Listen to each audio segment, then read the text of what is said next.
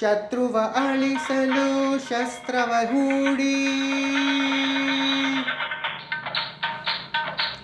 ಬಡತನ ಹರಿಸಲು ಪಂಥವ ಮಾಡಿ.